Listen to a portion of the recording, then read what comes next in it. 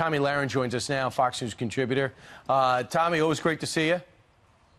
Hey, Tommy. Thanks for having me, guys. So when the president nominates a Supreme Court justice, he lets us fight it out, and he went overseas. So let's talk about that.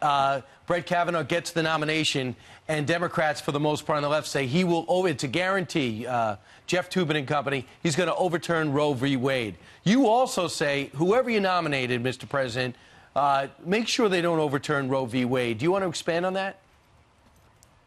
Sure. Well, I think that it's important to clarify my statements there because, first and foremost, I believe that Judge Kavanaugh is a constitutional conservative, not a religious judicial activist, which is exactly what we want. My problem is with some of my fellow conservatives who have put it out there that we are, quote, coming for Roe v. Wade. That is a mistake because we are putting it out there and implying that we are sending a justice to the bench to carry out religious judicial activism, which is a mistake and is unconstitutional. And if we as conservatives are going to imply that, if that's going to be our messaging, we might as well spit on the Constitution. That is not what we stand for.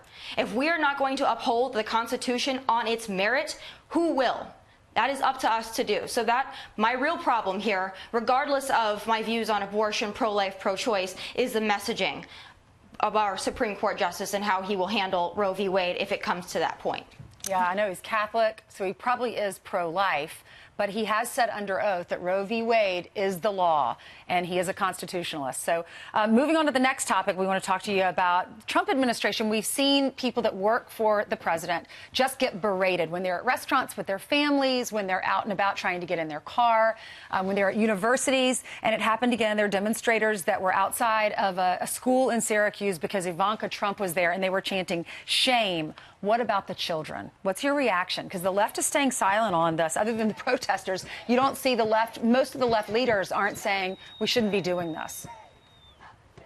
And that's what I find most problematic. And as you guys know, that I've had my own experiences with this. Mine was actually a physical confrontation. Luckily, it was just water. To you. But that's right. My real problem is when this goes beyond heckling, harassment, water, intimidation, how much worse is it going to get? And what is it going to take for the leaders in the Democratic Party and on the left to stand up against what's happening and to put the message out that this is unacceptable? Because it's going to get worse. The final stages of Trump derangement syndrome aren't just heckling and harassment. They're going to be physical confrontations. And I truly don't believe that that's what the Democratic Party wants for conservatives, is for us to be attacked. But they need to make that very clear, because until then, there are many of their followers and supporters who do think it's okay to do these things. They think it's their right and they think it's their duty, and that's dangerous.